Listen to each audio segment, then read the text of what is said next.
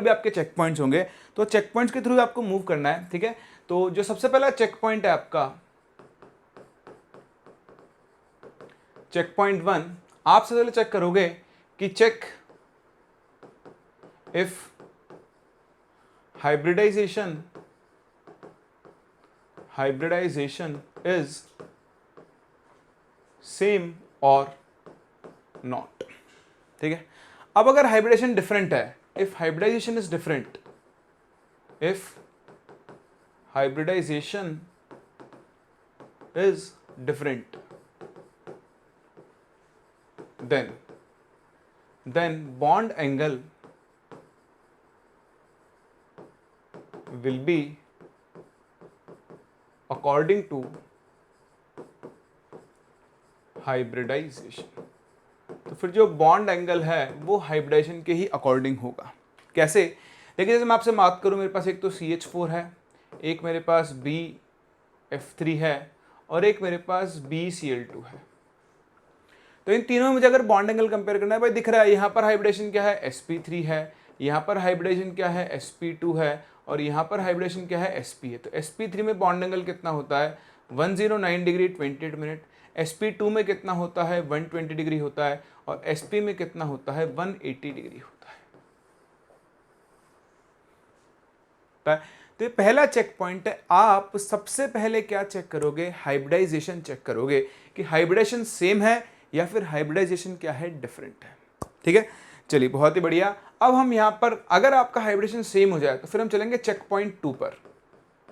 तो check point 2 कब applicable होगा कि जब हाइब्रिडाइजेशन भी सेम हो गया। So if hybridisation is same, if hybridization is same, then check number of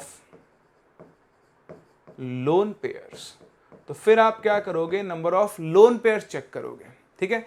तो लोन पे जब आप चेक करोगे तो ध्यान देना, मैंने आपको सिखाया हुआ है कि जो बॉन्ड एंगल होता है, बॉन्ड एंगल वो इनवर्सली प्रोपोर्शनल टू रिपल्शन होता है, ठीक है।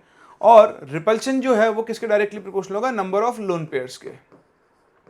तो जितने ज्यादा आपके लोन पेयर्स होंगे, बॉन्ड एंगल क्या होता जाएगा, उतना ही कम होता जाएगा, क्योंकि आप सब अच्छे से जानते हो एज लोन पेयर रिपल्शन सबसे ज्यादा होता है। फिर आपके पास क्या आता है, lone pair bond pair repulsion, और सबसे कम कौन सा होता है, बॉन्ड पेयर रिपल्शन होता है। तो इस तरह से आपके पास अलग अलग टाइप्स ऑफ रिपल्शन होते हैं। लोन पेयर रिपल्शन सबसे ज्यादा होता है, फिर आपका lone pair bond pair repulsion होता है, और सबसे कम कौन सा होता है, बॉन्ड पेयर रिपल्शन होता है। तो इस चीज के ऊपर आप जरूर जरूर जरूर ध्यान दें। अगर हाइब्रिडेशन सेम है तो फिर आप लोन पेयर्स देखोगे। फॉर एग्जांपल, अगर मैं आपसे बात करूं जैसे CH4, जैसे H2O, जैसे NH3, तो तीनों में देखो सराउंडिंग एटम सेम है, हाइड्रोजन, सेंट्रल एटम अलग अलग है। अब आप सबसे पहले हाइब्रिडेशन निकालो, तो CH4 में भी हाइब्रिडेशन sp3 होता है। H2O में ऑक्सीजन के पास देखो 2 लोन पेयर बचते हैं, हाइब्रिडेशन इसका भी sp3 है और इसका भी sp3 है। तो जब हाइब्रिडेशन सेम होगा तो आप लोन पेयर्स देखोगे। आपको दिख रहा है वाटर में ऑक्सीजन के पास सबसे ज्यादा नंबर ऑफ लोन पेयर्स हैं, तो यहाँ पर जो बॉन्ड एंगल है वो क्या होगा, सबसे कम होगा। तो सबसे कम बॉन्ड एंगल किस में होगा, H2O में, फिर किस में होगा, NH3 में, और सबसे ज्यादा किस में होगा, CH4 में। ये इनके अंदर क्या आ गया है, बॉन्ड एंगल का ऑर्डर आ गया है। वैल्यूज भी आपको पता है, यहाँ पर 104.25 डिग्री के आसपास होता है, यहाँ पर 107.5 डिग्री होता है, सॉरी 104.5 डिग्री होता है ये, ठीक है। 107.25 के आसपास ये होता है, ठीक है। वैसे तो 5 लिख देते हैं इसको भी, और ये 109 डिग्री 28 मिनट के आसपास होता है, ठीक है। तो ये आपके बॉन्ड एंगल्स हैं। तो सबसे पहले आप चेक करोगे हाइब्रिडेशन सेम है या नहीं है, उसके हिसाब से बात करोगे। फिर अगर हाइब्रिडेशन सेम हो गया तो फिर आप क्या चेक करोगे, फिर आप लोन पेयर चेक करोगे। आप बोलोगे कि सर अगर लोन पेयर भी सेम हो गए तो फिर भैया और आगे चलना पड़ेगा, फिर चेक पॉइंट 3 पे जाना पड़ेगा। अब चेक पॉइंट 3 में मैं आपको कोई रिलेशन, कोई रूल नहीं लिखाऊंगा, सिंपल सी बात है, आप यहाँ पे चेक पॉइंट 3 बना सकते हो। Check point 3, if hybridization and number of lone pairs are same, then तो हाइब्रिडेशन भी सेम है और नंबर ऑफ लोन पेयर्स भी क्या है, सेम है। फिर आप क्या चेक करोगे, तो फिर आपको चेक करना है, देन चेक सेंट्रल और सराउंडिंग एटम्स। अब आप खुद से चेक कर लेना, लॉजिकली चलेंगे यहाँ पे मैं कोई रिलेशन रटवाऊंगा नहीं, वरना बहुत दिक्कत हो जाएगी। फिर आप रट लेते हो, कई लोग रटवा लेते हैं, इसी वजह से स्टूडेंट्स बॉन्ड एंगल से डील ही नहीं कर पाते हैं। तो आपको सिर्फ दिमाग लगाना है उस केस के अंदर। कैसे दिमाग लगाना है, जैसे मान लो मैं आपसे बात करूँ, एक आपके पास है NH3 और एक आपके पास है NF3, दोनों में नाइट्रोजन के पास एक लोन पेयर है। आप देखो दोनों का ही हाइब्रिडाइजेशन sp3 है और दोनों में ही एक एक लोन पेयर है, तो हाइब्रिडाइजेशन भी सेम है और number of lone pairs bond pairs भी क्या है, सेम है। तो अब आप कैसे कंपेयर करोगे, तो बहुत आसान है, दिमाग लगाएं भाई देखो ये नाइट्रोजन के पास एक लोन पेयर होगा, इधर हाइड्रोजन है, इधर हाइड्रोजन है, इधर हाइड्रोजन है, ठीक है। सिमिलरली यहाँ हम NF3 के केस में बात करें तो ये एक लोन पेयर है, ये एक फ्लोरीन है, ये एक फ्लोरीन है, ये एक फ्लोरीन है, लोन पेयर है। अब आप देखो कौन ज्यादा इलेक्ट्रोनेगेटिव है, फ्लोरीन। भाई सराउंडिंग एटम अलग अलग है ना, जो अलग अलग है उससे बात करते, तो यहाँ हाइड्रोजन है, यहाँ फ्लोरीन है। फ्लोरीन क्या है, मोर इलेक्ट्रोनेगेटिव है, more electronegative than nitrogen, so it will pull the electron cloud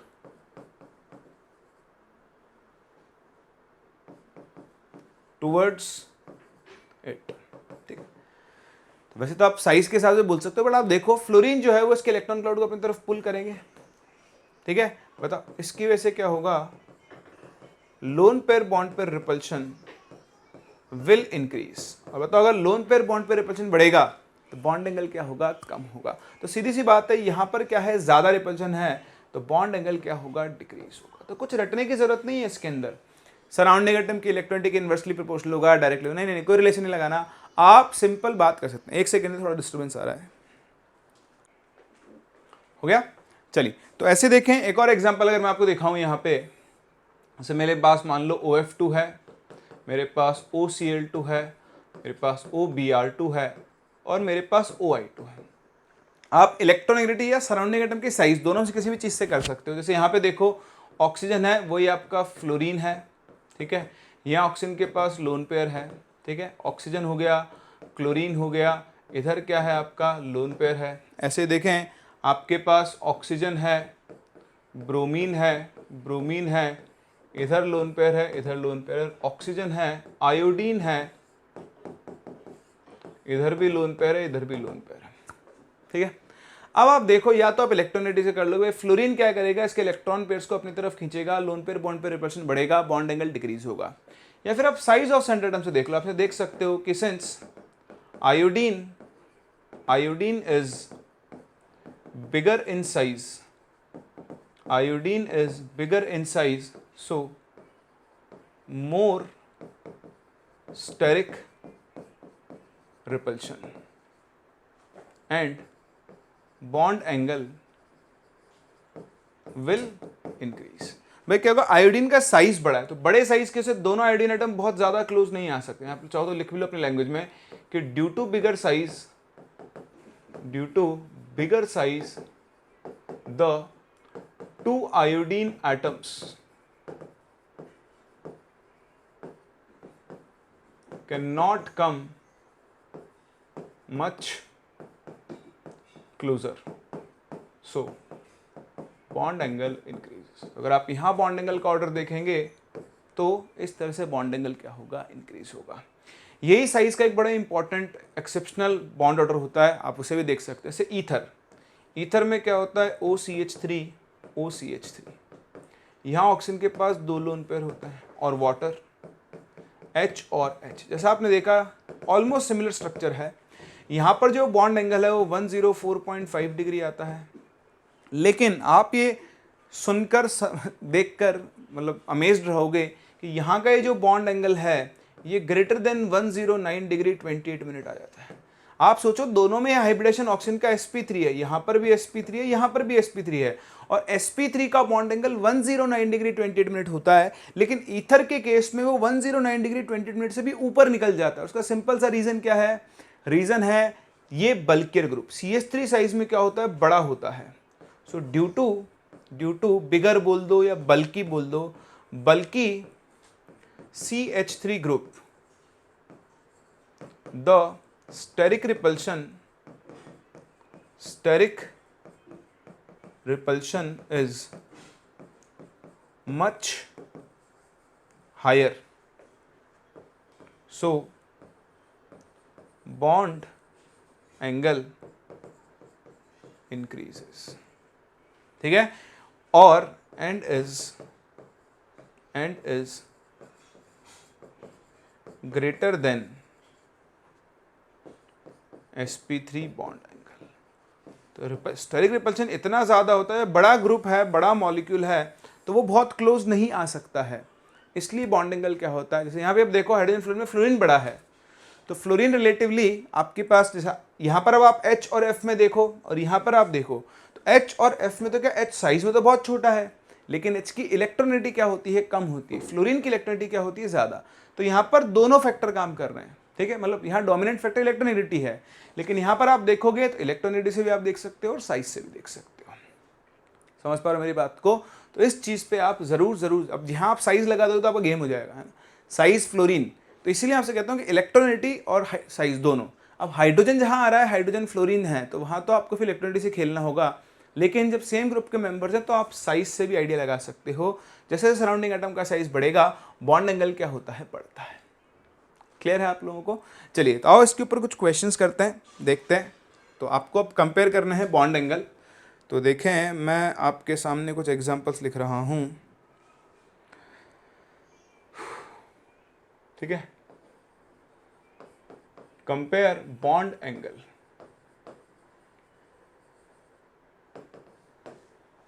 ठीक। तो आप बॉन्ड एंगल कंपेयर करो in let's say CO2 CO3 2 minus CH4, ठीक है, NH2 minus NH3 and NH4 plus, फिर आपके पास है ClO4 minus ClO3 minus ClO2 minus, आपके पास है SO4 2 माइनस SO3 2 माइनस, ठीक है, आपके पास है NO2 plus NO3 minus NO2 minus, ठीक है। आपको कंपेयर करना है Cl PCl bond angle in, ठीक, एक है PCl3 और एक है POCl3। ऐसे आपको कंपेयर करना है OSO bond angle in SO2F2 and SO2Cl2। और आप ले लो, चलिए तो मैं आपको बाद में करवाऊँगा, ठीक है। एक आप ले लो ClSCl bond angle in, sorry ClSCl नहीं,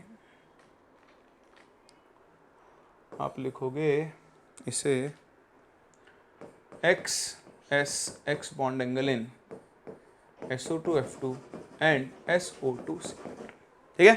चलिए ट्राई करें इन सभी को आप। हो गया?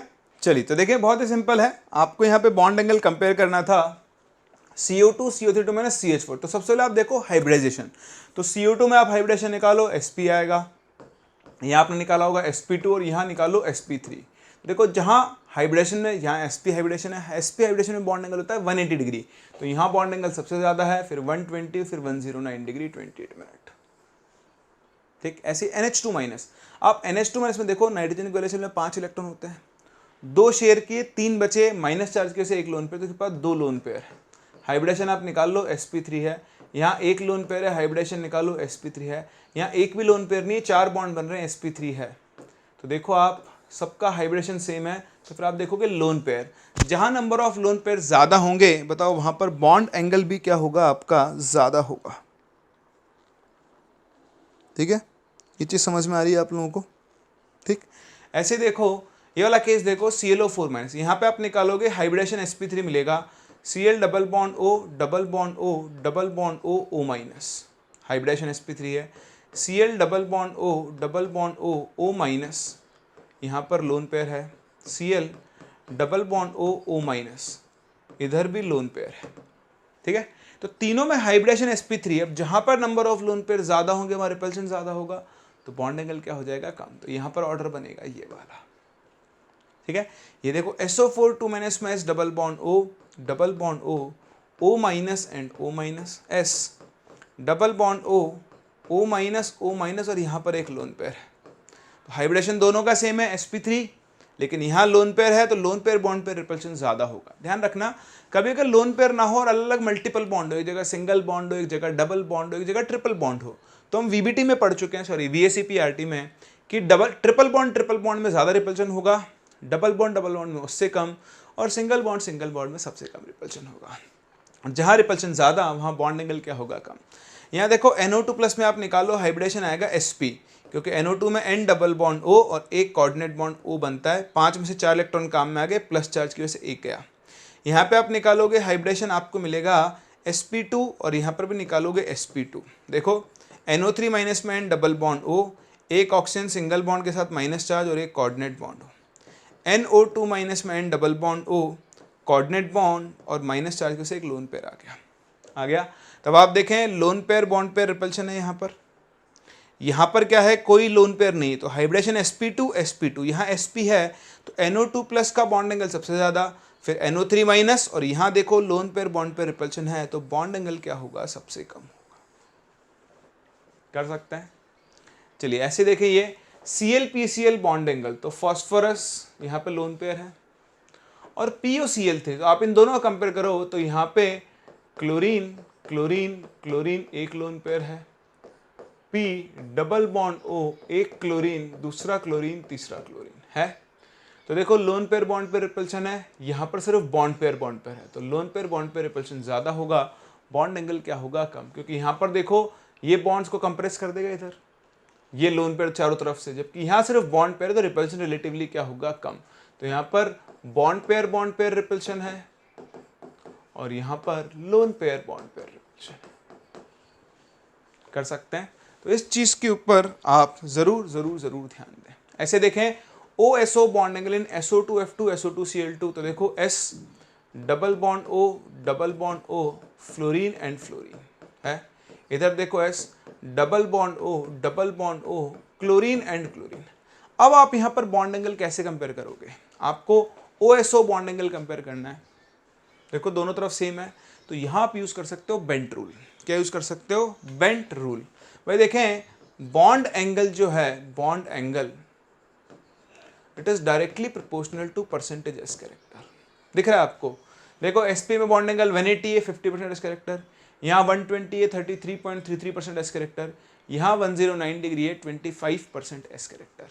तो बॉन्ड एंगल जो होता है वो परसेंटेज एस कैरेक्टर के क्या होता है, डायरेक्टली प्रोपोर्शनल होता है, ठीक है। तो उसी के हिसाब से हम लोग काम करेंगे। अब देखो फ्लोरीन, बताओ फ्लोरीन क्या करेगा, यहाँ परसेंटेज कैरेक्टर डिक्रीज करेगा, सिखाया मैंने आपको बेंट रूल।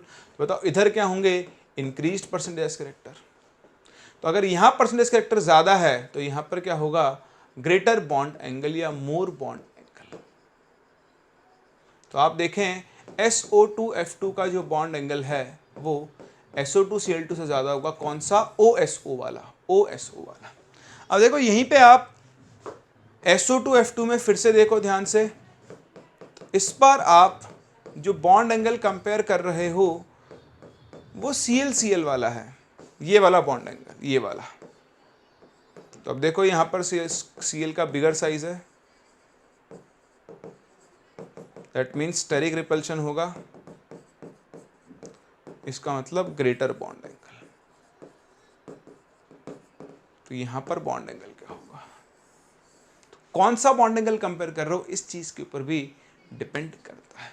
तो ध्यान रखना, जहां बॉन्ड एंगल ज्यादा है मतलब वहां पे परसेंटेज कैरेक्टर भी क्या होगा, ज्यादा। उल्टा भी हमेशा ट्रू होता है, ठीक है। और इसके ऊपर जेई में क्वेश्चन भी पूछा गया है, जेई मींस 2020 के अंदर, ठीक है। H2O2 के ऊपर बेस्ड वो क्वेश्चन था, ठीक है। सॉरी H2O2 नहीं, B2H6 के ऊपर, हाँ B2H6 पे था कि BHB, ये HB, H और H है, यहाँ का बॉन्ड एंगल कम होता है 97 डिग्री के आसपास, यहाँ का ज़्यादा होता है, ठीक है, 112 या 15 डिग्री के आसपास होता है। तो पूछा था बताओ इन दोनों में से कौन से ऑर्बिटल में परसेंटेज कैरेक्टर ज़्यादा होगा, तो जहाँ बॉन्ड एंगल ज़्यादा वहाँ पर परसेंटेज एस कैरेक्टर भी क्या होता है आपका ज़्यादा होता है। ठीक है, तो इस तरह के क्वेश्चंस आपसे देखें बॉन्ड एंगल के ऊपर पूछे जा सकते हैं। तो जब भी आपको बॉन्ड एंगल कंपेयर करना है, आपको सबसे पहले क्या देखना है, हाइब्रिडाइजेशन। हाइब्रिडेशन सेम है तो आप जाओगे लोन पेयर पे, और लोन पेयर्स भी सेम है तो फिर आप देखोगे सराउंडिंग एटम को। कुछ कुछ स्पेशल केस में जब सब कुछ ही सेम है, कुछ आपको दिख नहीं रहा है, तो फिर आपको परसेंटेज एस कैरेक्टर देखना चाहिए और वहीं से आप बॉन्ड एंगल कंपेयर कर सकते हैं। तो बाकी क्वेश्चंस आप अपनी शीट में से करना, आपको बहुत क्वेश्चंस मिलेंगे इसके ऊपर। बट उससे पहले मैं आपको और क्वेश्चन भी कराऊंगा जो कि बेसिकली मेंस में भी आए हुए हैं, बट उससे पहले आपको एक रूल सिखाऊं जिसे हम जानते हैं by the name of Drago's rule, वो आपके बहुत काम में आता है। तो हेडिंग डालें नेक्स्ट, ड्रैगोज रूल।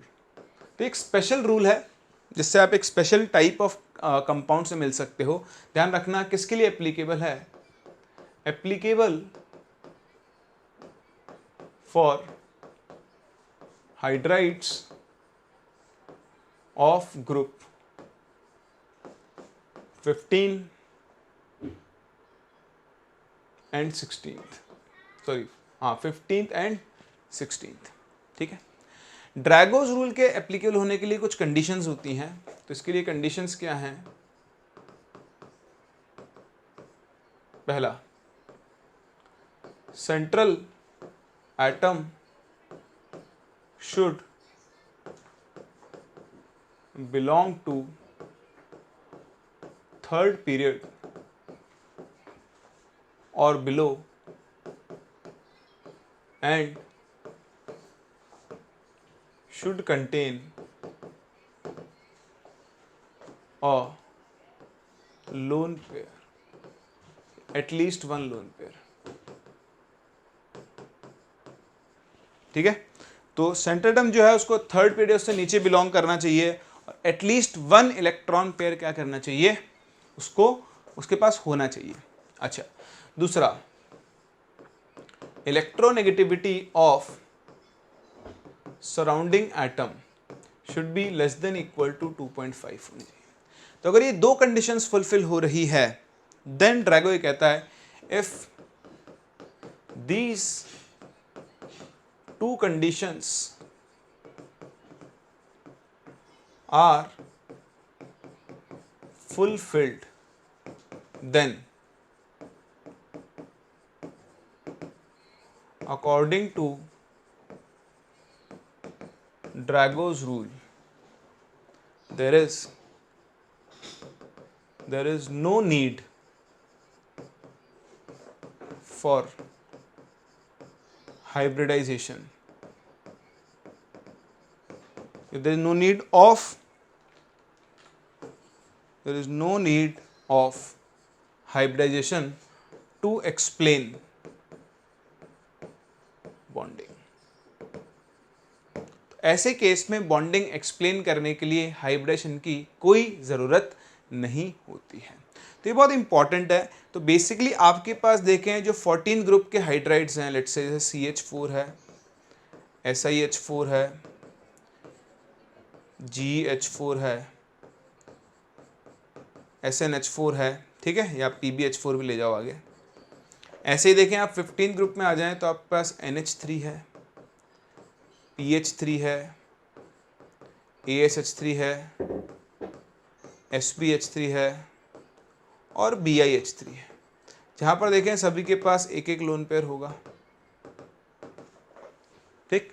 और ऐसे ही 16 ग्रुप है, इसमें आपके पास जैसे H2O है जहाँ ऑक्सीजन के पास लोन पेयर है, H2S लोन पेयर, ठीक है, H2Se लोन पेयर, H2Te। अब PO क्या होता है, वो रेडिएक्टिव होता है, इसलिए हम उसके बारे में बात नहीं करते हैं।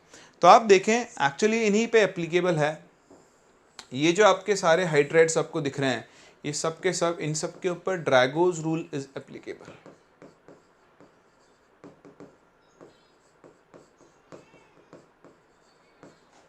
And bonding in these compounds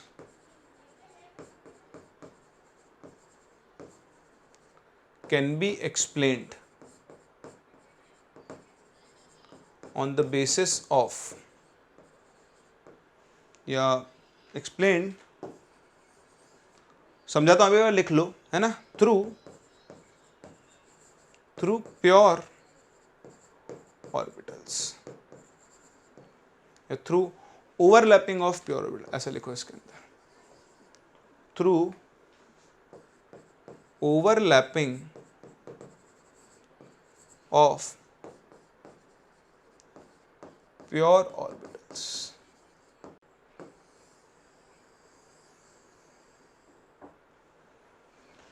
तो प्योर ऑर्बिटल्स की ओवरलैपिंग के थ्रू आप यहां पर क्या कर सकते हो, बॉन्डिंग को एक्सप्लेन कर सकते हो। कैसे, जरा ध्यान से समझना। अब देखो, जैसे नाइट्रोजन है, इसमें तो sp3 हाइब्रिडेशन होगा, इसमें भी sp3 हाइब्रिडेशन होगा, लेकिन इन सब के अंदर कोई हाइब्रिडेशन नहीं होगा। यहां पर देखो, ये ड्रैगोस रूल को फुलफिल नहीं कर रहे हैं, सभी के सभी sp3 हाइब्रिडाइज्ड होंगे,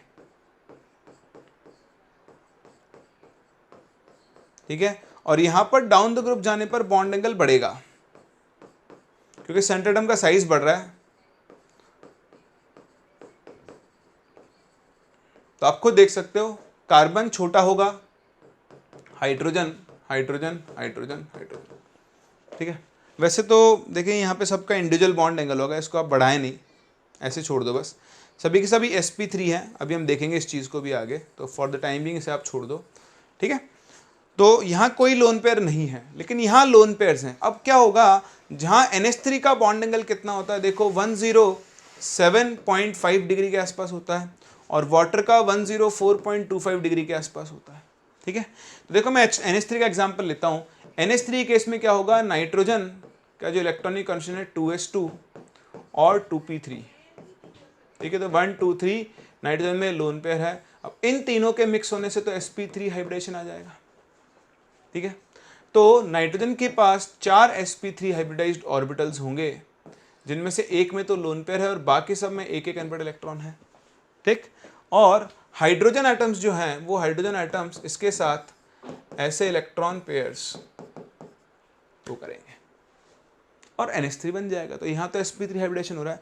लेकिन वहीं पर अगर हम फॉस्फोरस की बात करें, तो फॉस्फोरस का इलेक्ट्रॉनिक कॉन्फिगरेशन निकालो, तो देखो वो होता है 3s2 3p3 1 2 3। अब यहां पर कोई हाइब्रिडेशन नहीं होगा, so these 3p orbitals will form bonds with hydrogen. अब ध्यान से देखना, आपका जो फॉस्फोरस के 3s ऑर्बिटल में एक इलेक्ट्रॉन पेयर तो है, अब उसके पास एक्स्ट्रा 3p, एक सेकंड दे यार, चलिए। तो अब जो आपका फॉस्फोरस है देखें, इसके पास क्या होंगे, 3p ऑर्बिटल्स होंगे जो एक दूसरे से 90 डिग्री एंगल पर होंगे, और तीनों में एक एक ऑर्बिटल इलेक्ट्रॉन होगा। तो हाइड्रोजन के साथ ये तीनों क्या करेंगे, इस तरह से शेयरिंग करेंगे, और यहां पर क्या होंगे, 3pH बॉन्ड बन जाएंगे, H H और H, ठीक है। इस तरह से आपके पास क्या होंगे, 3 90 डिग्री के क्या होंगे, बॉन्ड एंगल्स होंगे। तो इस चीज़ के ऊपर आप ज़रूर ध्यान दें। इसी वजह से आप देखोगे इनके जो बॉन्ड एंगल्स हैं ना, क्लोज टू 90 डिग्री होते हैं, ठीक है। तो ओवरलैपिंग क्योंकि p ऑर्बिटल की वजह से हो रही है, सो आप यहाँ पर एक पॉइंट और ऐड कर देना, सो ड्यू टू इन्वॉल्वमेंट या due to bonding with pure p orbitals, bond angles are close to 90 degree. तो आप देखेंगे इसका बॉन्ड एंगल 94 डिग्री, इसका 92 डिग्री, इसका 91 डिग्री, ये 90 डिग्री के आसपास होता है। ऐसे H2S में बॉन्ड एंगल 92 डिग्री होता है, इसमें 91 डिग्री है, इसमें 90 डिग्री है। तो आप बहुत अच्छे से समझ लें, रट लें, जो करना चाहें। अगर आपको 15th ग्रुप और 16th ग्रुप के थर्ड पीरियड के बाद के हाइड्राइड्स दिख गए हैं, उनमें बॉन्ड एंगल जो होता है वो क्या होता है, 90 डिग्री के क्लोज होता है, और उसका सिंपल सा रीज़न क्या होता है, ड्रैगोज रूल होता है। तो ये अगर आपको मिल गया तो आप गलती कर सकते हैं। अभी देखना, मैं आपको क्वेश्चन भी कराऊंगा, ये जेईई में पूछा भी जा चुका है और दोबारा भी आपसे पूछ सकता है, ठीक है। मेंस के अंदर पूछा गया था, तो करते हैं उसको भी। बट अभी आप सबसे पहले ड्रैगोज रूल समझ लें, पूरा रटने की जरूरत नहीं है। ऐसे ड्रैगोज रूल फॉस्फोरस में भी एप्लीकेबल होता है, बताता हूं आपको भी मैं। बट अगर ये दो कंडीशंस फुलफिल हो रही हैं तो ड्रैगोज रूल एप्लीकेबल होता है, और बॉन्डिंग को एक्सप्लेन करने के लिए फिर हाइब्रिडाइजेशन की जरूरत नहीं होती है। एक तो इन हाइड्राइड्स पर एप्लीकेबल है, ये कॉपी कर लिया आप लोगों ने? चलिए बहुत ही बढ़िया। एक आप इसे P4 पर भी लगा सकते हो, व्हाइट फॉस्फोरस।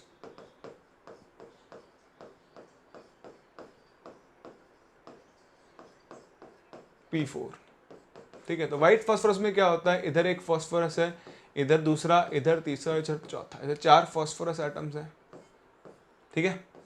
और ये आपस में कनेक्टेड होते हैं, सबके पास एक एक लोन पेयर होता है। तो ये भी ड्रैगो, देखो इसको सेंटर एटम मान लूँ तो ये जो फॉस्फोरस है उसकी इलेक्ट्रॉनिटी 2.5 होती है, ठीक है।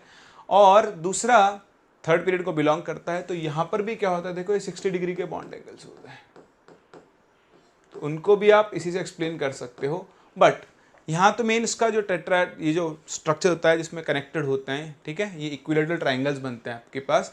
तो ये भी ड्रैगोस रूल का एक एग्जाम्पल है जहाँ पर बॉन्ड एंगल्स क्या होते हैं, हाइब्रिडाइजेशन से आप एक्सप्लेन नहीं कर सकते, यहाँ पर कोई हाइब्रिडाइजेशन नहीं होता है।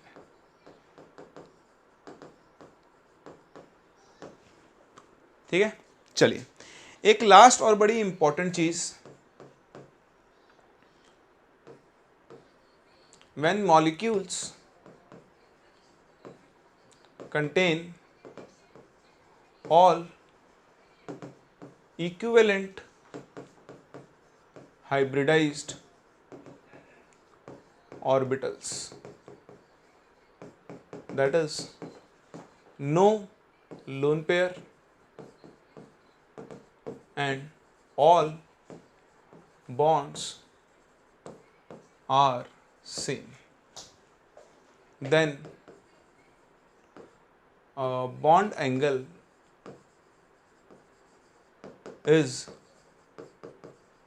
determined on the basis of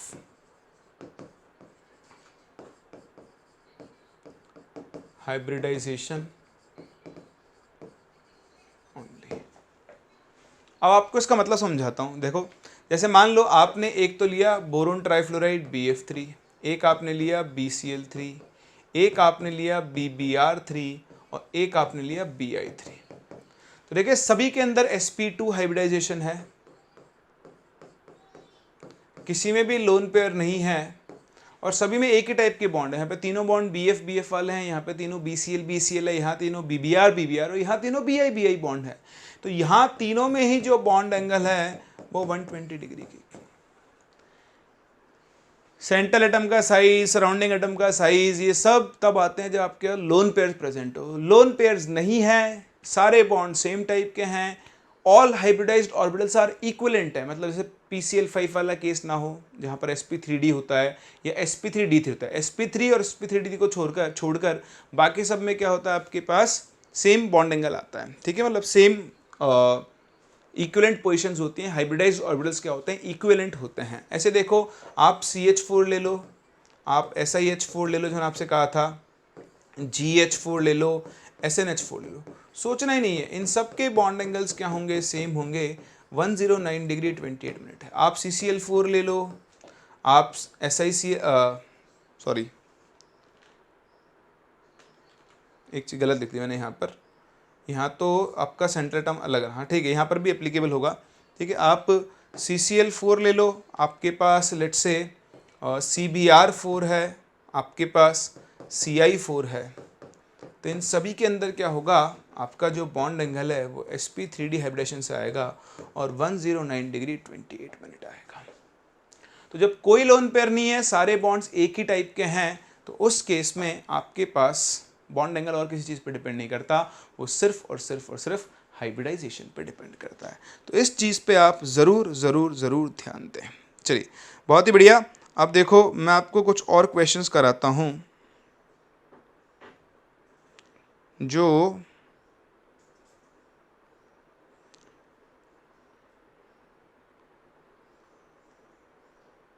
जी में पूछे गए हैं। वैसे तो आपके पास प्रीवियस ईयर में मिल जाएगा, बट फिर भी कुछ एक सिलेक्टिव क्वेश्चन मैं आपको करवा दूं जिनमें बॉन्ड एंगल का यूज़ आता है, ठीक है। एक सेकेंड दें, मुझे थोड़ा सा ढूंढना पड़ेगा क्वेश्चंस को, मुझे एग्जैक्टली तो क्वेश्चन याद नहीं है।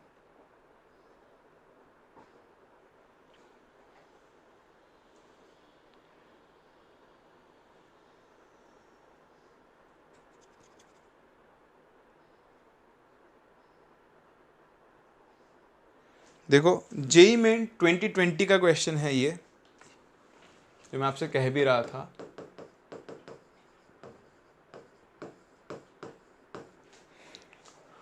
क्वेश्चन है the compound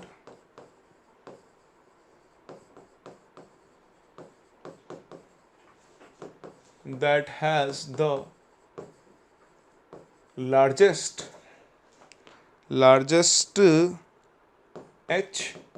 HMH bond angle is, ठीक है। तो आपके पास ऑप्शंस हैं, ऑप्शन ए है NH3, ऑप्शन बी है CH4, ऑप्शन सी है आपके सामने H2S और ऑप्शन डी है आपका H2। तो खैर यहाँ तो आपका आंसर साफ साफ दिख रहा है। देखो सभी के सभी sp3 हाइब्रिडाइज्ड है, ठीक है। यहाँ पर तो देखो लोन पेयर भी सेम है, लेकिन ये ड्रैगोज रूल को फॉलो करता है। तो अगर ये यहाँ से लार्जेस्ट की जगह बताए लोएस्ट पूछ लेता है, मिनिमम पूछ लेता, तब तो आंसर H2S हो जाता। उसमें कोई हाइब्रिडेशन नहीं होता, उसका बॉन्ड एंगल क्या होगा, क्लोज टू 90 डिग्री होगा। लेकिन बाकी देखिए अभी यहाँ हाइब्रिडेशन है, तो CH4 में कोई लोन पेयर नहीं है, इसका बॉन्ड एंगल 109 डिग्री 28 मिनट के आसपास। इसका लोन पेयर है, इसका बॉन्ड एंगल 107 डिग्री के आसपास आएगा, और इसका बॉन्ड एंगल 104 डिग्री 104.5 डिग्री के आसपास आएगा ना। तो इस तरह से आप देख सकते हैं कि हाईएस्ट बॉन्ड एंगल इसका होगा, और मिनिमम अगर पूछ लेता वो इसी क्वेश्चन में तो वो H2S का होता, क्योंकि ड्रैगोज रूल के हिसाब से यहाँ पर कोई हाइब्रिडेशन नहीं होता है, और इसकी वजह से इसका bond angle close to 90 degree होगा। आई बात समझ में? तो बस ये होते हैं आपके कुछ बॉन्ड पैरामीटर्स, और कैसे हम इन बॉन्ड पैरामीटर्स को आपस में कंपेयर करते हैं। क्लियर है? समझ में आ गया? चलिए समझ में आ गया तो हम बढ़ते हैं आगे और मूव करते हैं towards our next topic, that is called back bonding.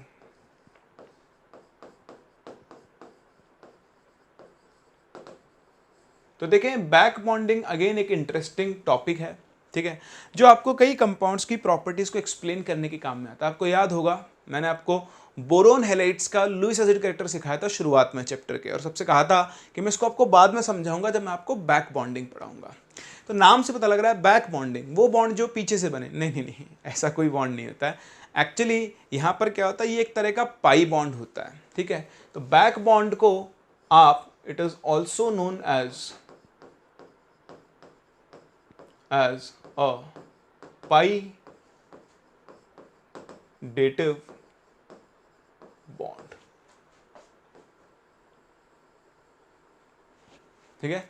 कैसा बॉन्ड होता है? एक पाई डेटिव बॉन्ड होता है, और ये कैसे बनता है इसको आप देखें। तो बैक बॉन्ड के बनने की क्या होती है, कुछ कंडीशंस होती हैं। सबसे पहले तो आप समझें, आप इस टॉपिक को पूरा पढ़ेंगे तभी आपको अच्छा समझ में आएगा। सो कंडीशन फॉर, जब पहले इसकी डेफिनेशन लिखवाता हूं मैं आपको, it is a pi dative bond formed by sideways बोल दो या फिर पैरेलल बोल दो, overlap of a vacant and a completely filled orbital. तो देखें आपके पास दो एटम्स हैं ए और बी, उनके बीच में सिग्मा बॉन्ड पहले से बना हुआ होना चाहिए, क्योंकि पाई बॉन्ड तभी बनेगा जब सिग्मा बनेगा, आप सीख चुके हो। तो सिग्मा बॉन्ड बन चुका है। अब इस ए के पास एक लेट से पी ऑर्बिटल है, और इसके पास भी एक पी ऑर्बिटल है, ये खाली है और ये भरा हुआ है, ठीक है। तो ये आपका वेकेंट ऑर्बिटल है। तो एक ऑर्बिटल वेकेंट हो और दूसरा ऑर्बिटल कैसा हो, आपका फुलफिल्ड हो। तो फुलफिल्ड और वेकेंट ऑर्बिटल के बीच में जो ओवरलैप से बॉन्ड बनेगा उसे हम लोग क्या बोलेंगे, पाई बॉन्ड या फिर बैक बॉन्ड या फिर पाई डेटिव बॉन्ड के नाम से हम इसे जानते हैं। ये आपका पाई डेटिव बॉन्ड है। पहली बात समझ गए आप इस चीज को। अब देखें condition for formation of pi bond, ये बड़ा इंपॉर्टेंट है। पाई बॉन्ड क्या होता है ये आपने देख लिया कि जब दो एटम्स होंगे जिनके बीच सिग्मा बॉन्ड, पाई बैक बॉन्ड बनने के लिए पहले सिग्मा बॉन्ड बनना जरूरी है, इसीलिए बैक बॉन्ड बोल रहे हैं। सिग्मा बॉन्ड के बैक पर, उसके ऊपर वो जाकर क्या बनता है, आपका पाई बॉन्ड बनता है, ठीक है। तो इसमें क्या होता है, ये बॉन्ड बनने के लिए छोटी छोटी सी कंडीशन है, उस पर आप ध्यान दें। सो कंडीशन फॉर पाई बॉन्ड क्या है कि one of the bonding atoms should belong to second period. ये सबसे इंपॉर्टेंट कंडीशन है। दोनों में से जो एक एटम है वो सेकंड पीरियड को बिलोंग करना चाहिए। दो थर्ड एटम के थर्ड पीरियड के एलिमेंट्स के बीच में बैक बॉन्ड जो बनेगा वो इफेक्टिव नहीं होता है, ठीक है। तो ये इसकी सबसे इंपॉर्टेंट कंडीशन है कि जो एक आपका बॉन्डिंग एटम है वो क्या होना चाहिए, सेकंड पीरियड को बिलोंग करना चाहिए। और दूसरी कंडीशन तो आपको पता ही है कि भाई क्या होना चाहिए, लोन पेयर होना चाहिए दूसरे, उसको लिखने की जरूरत नहीं है। तो यही सबसे इंपॉर्टेंट कंडीशन है, इसी के ऊपर आप फोकस करें कि आपका जो बॉन्ड बन रहा है तो जो बॉन्डिंग एटम है वो किसको बिलोंग करना चाहिए, सेकेंड पीरियड को बिलोंग करना चाहिए। क्योंकि क्या होगा, देखो as period number will increase, as period number increases bond length increases and overlapping become less effective।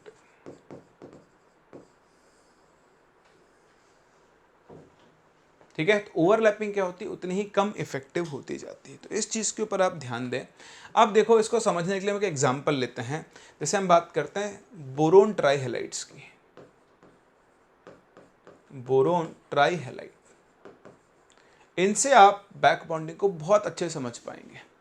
क्योंकि बैक बॉन्डिंग समझने के लिए आपको हाइब्रिडाइजेशन आना चाहिए, ओवरलैपिंग आनी चाहिए, वो सब हम लोग सीख चुके हैं। तो आपके पास बोरोन ट्राईहेलाइड्स हैं, तो मैं BF3 का एग्जांपल ले लेता हूँ लेट्स से। तो BX3 है तो सभी होते हैं। तो हम BX3 के अंदर देखें तो बोरोन का हाइब्रिडेशन sp2 होता है। तो सबसे पहले बात करते हैं बोरोन की। तो देखें बोरोन का अगर हम एक्साइटेड स्टेट में इलेक्ट्रॉनिक कॉन्फ़िगरेशन देखें तो वैसे 2s2 2p1 होता है। एक्साइटेड स्टेट में 2s से एक इलेक्ट्रॉन और आगे चला जाएगा, तो 2s में एक इलेक्ट्रॉन होगा और 2p में 2 इलेक्ट्रॉन होंगे। एक 2p ऑर्बिटल खाली पड़ा हुआ है, आपको दिख रहा है। BX3 में बोरोन यहाँ पर 3 इलेक्ट्रॉन शेयर करके 3 सिग्मा बॉन्ड बनाएगा। तो सबसे पहले तो यहाँ पर sp2 हाइब्रिडाइजेशन आएगा, और इस sp2 हाइब्रिडाइजेशन में क्या होगा, 3 अनपेड इलेक्ट्रॉन्स आएंगे लाइक दिस। और चौथा आपके पास क्या होगा, ये 2p ऑर्बिटल होगा जो खाली पड़ा हुआ है। तो अब जो आपका बोरोन एटम है, बहुत ध्यान से देखें, बोरोन एटम इसके पास 3 sp2 हाइब्रिडाइज्ड ऑर्बिटल्स हैं जो कि एक दूसरे से 120 डिग्री एंगल पर होंगे। ये क्या करेंगे, फ्लोरीन के साथ। अब आप फ्लोरीन के पास आओ, तो अगर आप फ्लोरीन का इलेक्ट्रॉनिक कॉन्फ़िगरेशन देखो तो फ्लोरीन का इलेक्ट्रॉनिक कॉन्फ़िगरेशन होता है 2s2 2p5, 2s2 2p5। तो 1 2 3 4 एंड 5। देखो फ्लोरीन का एक 2p ऑर्बिटल खाली पड़ा है, यहाँ पर भी क्या होगा, सिग्मा बॉन्ड बन जाएगा। ऐसे एक फ्लोरीन एटम यहाँ पर सिग्मा बॉन्ड बना लेगा और एक फ्लोरीन एटम यहाँ पर सिग्मा बॉन्ड बना लेगा। ठीक है, तो 3 सिग्मा बॉन्ड्स आपके पास फॉर्म हो जाएंगे। अब अगर आप देखो तो ये जो आपका बोरोन एटम, इसके पास एक वेकेंट 2p ऑर्बिटल है। ये ऑर्बिटल कैसा है, वेकेंट है। और ये जो फ्लोरीन है इसके पास एक फुलफिल्ड 2p ऑर्बिटल है। तो अब देखो इन दोनों के बीच में साइडवेज ओवरलैपिंग होगी और यहां से आपके पास एक पाई बैक बॉन्ड बनेगा। इसी फिनोमेना को हम लोग किसके नाम से जानते हैं, बैक बॉन्डिंग के नाम से जानते हैं। अब आप बहुत अच्छे से देख सकते हैं, खाली ऑर्बिटल भरा ऑर्बिटल दोनों के बीच में साइडवेज ओवरलैपिंग से एक और पाई बॉन्ड बन रहा है जिसे हम लोग बैक बॉन्ड के नाम से जानते हैं। और अब आप जैसे जैसे साइज बढ़ाते जाओगे, सेम चीज़ अगर हम आयोडीन या फिर ब्रोमीन के केस में या क्लोरीन के केस में बात करें तो आप देखो यहाँ मैंने छोटे ऑर्बिटल्स बनाए थे इसीलिए। तो ये आपका बोरोन है, ये बोरोन के 3 sp2 हाइब्रिडाइज्ड ऑर्बिटल्स हैं। ठीक है, अब अगर आपके पास यहीं पर आयोडीन हो, आयोडीन, तो आयोडीन के केस में क्या होगा, जो आपका ऑर्बिटल है वो बड़े साइज के होंगे। पहली बात तो ये सिग्मा बॉन्ड बनेगा कि ये आयोडीन का तो 5p ऑर्बिटल है और ये बोरोन का sp2 हाइब्रिडाइज्ड है। अब आयोडीन के पास और बोरोन के पास, तो भाई बोरोन के पास तो फिर से वही 2p ऑर्बिटल है, लेकिन जो आयोडीन है, आयोडीन उसके पास क्या है, उसके पास 5p ऑर्बिटल है जिसके अंदर इलेक्ट्रॉन पेयर है। तो ऑब्वियसली यहां पर भी ओवरलैपिंग तो हो ही सकती है, लेकिन एक्सटेंट ऑफ ओवरलैपिंग क्या होगा, कम। extent of overlapping will be very less. Overlapping का एक्सटेंट क्या होगा, बहुत कम होगा। तो अगर ओवरलैपिंग का एक्सटेंट बहुत कम है तो जो बॉन्ड बनेगा वो वीक बनेगा। तो यहां से आप देखो सिंपली बोल सकते हो it is clear, it is clear from the diagram that क्या एज साइज ऑफ एटम या फिर orbital increases, extent of overlapping become less effective. Extent of overlapping क्या हो जाता है, कम होता जाता है। मतलब BF3 में सबसे ज्यादा बैक बॉन्डिंग होगी और BI3 के अंदर क्या होगी, बैक बॉन्डिंग जो होगी वो लीस्ट इफेक्टिव होगी, ऑलमोस्ट नहीं होगी, क्योंकि ऑर्बिटल्स की साइज में जो डिफरेंस है वो क्या है, बहुत ज्यादा है। तो यही आपकी मेन समझने की चीज है कि बैक बॉन्डिंग कब इफेक्टिव होगी और कब इफेक्टिव नहीं होगी। बात समझ में आ गई। तो क्या होता है बैक बॉन्ड, बैक बॉन्ड एक तरह का पाई बॉन्ड है जो उन दो एटम्स के बीच में बनता है साइडवेज ओवरलैपिंग से, जिनमें से एक के पास खाली ऑर्बिटल हो और एक के पास क्या होगा, भरा हुआ ऑर्बिटल होगा। क्लियर। कॉपी करें, फिर इसके एप्लीकेशंस की बात करते हैं। चलिए, तो अब बैक बॉन्डिंग से आपको बहुत सारी चीजें बनती हुई दिखाई देंगी, होता हुआ दिखाई देगा। तो एक एक करके आपको मैं इसके एप्लीकेशन सिखाता हूं। तो देखिए, सबसे पहला जो एप्लीकेशन है, आप हेड डालें एप्लीकेशंस ऑफ बैक बॉन्डिंग। तो आज तो मैं आपको एक एप्लीकेशन सिखाऊंगा जो मैं आपको पहले ही बता चुका हूं, applications of back bonding.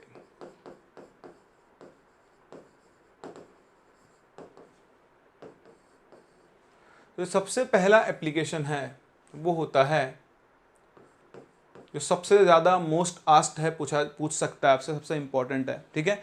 Lewis acid character, Lewis acid character of boron halides.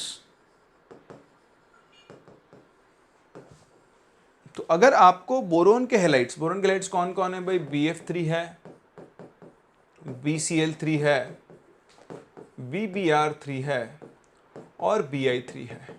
तो सभी के वैलेंस शेल में 6 इलेक्ट्रॉन्स हैं। तो ये सभी के सभी किसकी तरह काम कर सकते हैं, लुईस एसिड की तरह काम कर सकते हैं। लेकिन जैसा आपने देखा कि अब आप बोरोन ट्राइफ्लोराइड को अगर देखें तो बोरोन ट्राइफ्लोराइड में क्या होता है, इनके बीच में बैक बॉन्डिंग, ध्यान रखना ऐसा नहीं कि एक बोरोन एक फ्लोरीन के बीच बैक बॉन्डिंग होगी, ठीक है। अगर आप पीछे चले तो इसके पास भी वही 2p ऑर्बिटल है और इसके पास भी 2p ऑर्बिटल है। तो इससे भी बॉन्ड बनाएगा, इससे भी बनता है, इससे फ्लक्चुएट करता रहता है। तो ये जो बैक बॉन्ड है ये इन सभी के बीच में फॉर्म होता है, ऐसा नहीं कि सिर्फ इसके बनेगा, इससे भी बनाएगा, इससे भी बनाएगा, ठीक है। तो आपने देख लिया BF3 में क्या होता है, हाईएस्ट या फिर मैक्सिमम हाईएस्ट लिख लो, मैक्सिमम तो लिखो, highest extent of back bonding, ठीक है। और वहीं अगर आप BI3 की बात करो तो BI3 के अंदर क्या है, lowest extent of back bonding है, ठीक है। अब देखो, ये बोरोन इलेक्ट्रॉन्स का भूखा था, तो यहां पर क्या हुआ, जो ओवरलैपिंग हुई उस ओवरलैपिंग की वजह से बोरोन को थोड़े बहुत इलेक्ट्रॉन्स मिल गए फ्लोरीन से। तो बोरोन ने फ्लोरीन के ही कुछ इलेक्ट्रॉन्स अपनी तरफ खींच लिए, ठीक है। तो ड्यू टू क्या होगा, due to back bonding, due to back bonding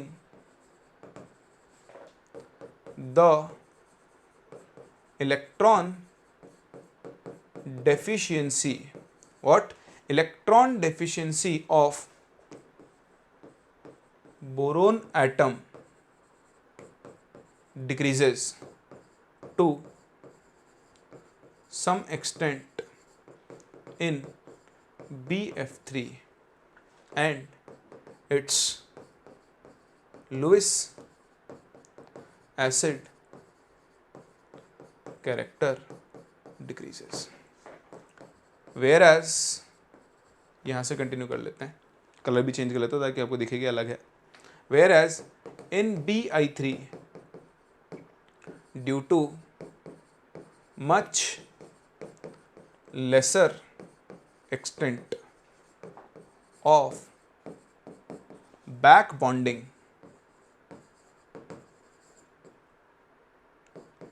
Lewis acid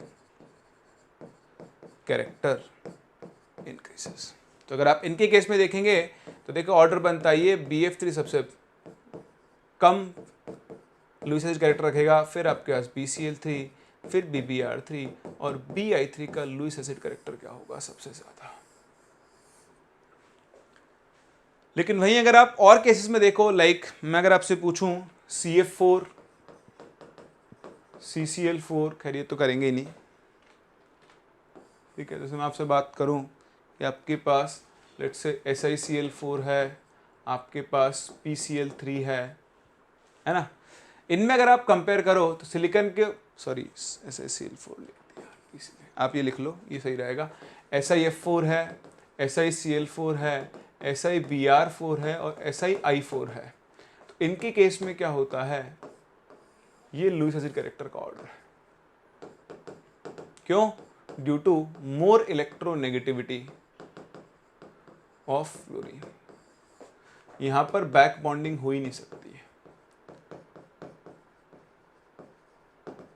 क्योंकि सिलिकॉन जो है वो सेकेंड पीरियड को बिलोंग नहीं करता है। तो ये आप ध्यान रखना, जनरली बैक बॉन्डिंग कहाँ होती है, आपका सेंट्रल एटम कहाँ बिलोंग करता है, सेकेंड पीरियड को बिलोंग करता है, वहीं पर आपको बैक बॉन्डिंग दिखाई देगी। तो यहां पर आप on the basis of electronegativity order बताओगे। फ्लोरीन सबसे ज्यादा चार्ज जनरेट करेगा सिलिकॉन के ऊपर, पॉजिटिव चार्ज ज्यादा, तो इलेक्ट्रॉन्स को अपनी तरफ खींचने की पावर क्या होगी ज्यादा। सेम कंसेप्ट आप यहां नहीं लगा सकते, ऐसे तो आप बोल दोगे फ्लोरीन सबसे ज्यादा चार्ज जनरेट करेगा, नहीं, बोरोन जो है वो सेकंड पीरियड को बिलोंग करता है और अब वो फ्लोरीन के साथ क्लोरीन के साथ क्या कर सकता है, बैक बॉन्डिंग शो कर सकता है।